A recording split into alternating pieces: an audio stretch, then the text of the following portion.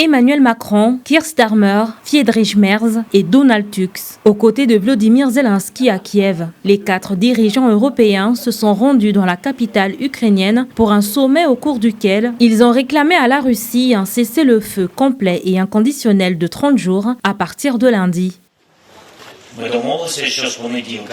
Nous avons convenu qu'un cessez-le-feu complet et inconditionnel devrait commencer le lundi 12 mai pour au moins 30 jours. Nous demandons cela conjointement à la Russie et nous savons que les États-Unis nous soutiennent dans cette démarche. Un cessez-le-feu inconditionnel signifie qu'il n'y a aucune condition. Le cessez-le-feu devrait être global dans les airs, en mer et sur terre.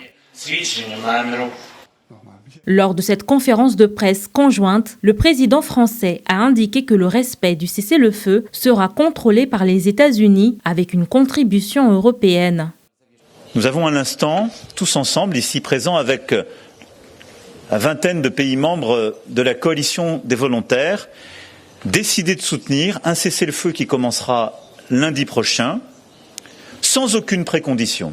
En cas de violation de ce cessez-le-feu, nous sommes agrés que des sanctions massives seraient préparées et coordonnées entre Européens et Américains.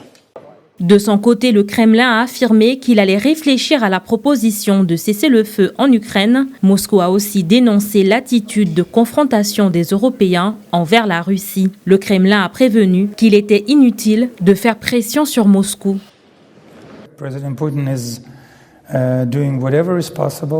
Le président Vladimir Poutine fait tout ce qui est possible pour résoudre le problème. Mais n'ayant pas de moyens pacifiques et diplomatiques à disposition, nous devons continuer l'opération militaire. Cependant, nous espérons que la médiation des États-Unis nous aidera à apporter un peu plus de sagesse au régime de Kiev.